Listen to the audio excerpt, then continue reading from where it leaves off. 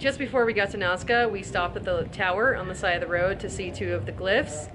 And the view is okay from up there. It's really cheap to do it, but you really can't see the lines unless you fly over them. It was just kind of like a tree and a hotly debated frog slash watery thing with hands. I don't know.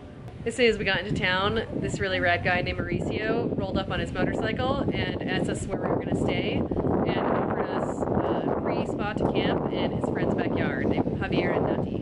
We went to the local market with Nati and Javier and picked up some food, some ingredients to make some Peruvian ceviche, and we also made our own huacaina, which is a sauce we've been obsessed with that they only have in Peru. It's a Peruvian cheese sauce, and it's delicious.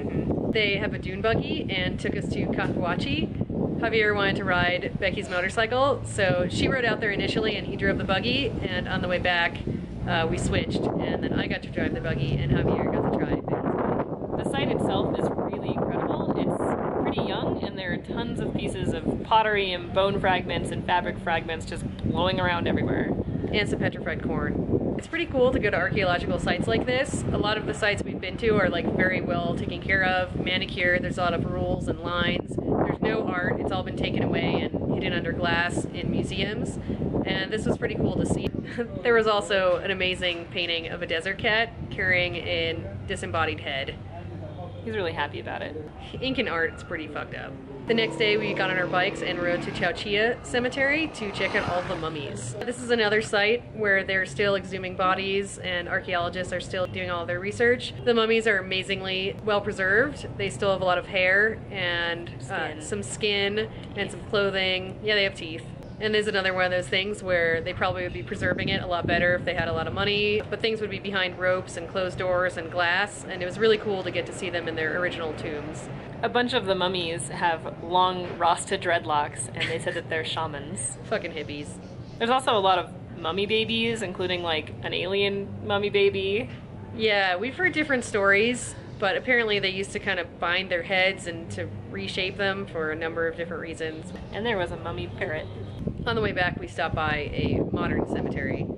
We also made a quick stop over to the aqueducts that are a pretty cool piece of engineering made to funnel rainwater down into the larger aqueducts that fed out for irrigation and water for the people. Yeah, they were in a spiral formation, so you still were able to access it pretty easily. On our way back to town, we stopped at Peredones, which is just another little temple site. We gave in and wound up booking a flight on a tiny 6-person Cessna because we really wanted to get a better view of the lines because who knows when we were going to ever be back here. And it was barfy, almost. It was a little motion sickness-esque, but well worth it. It's a small plane, there's a bit of turbulence, but the view of the lines is pretty great.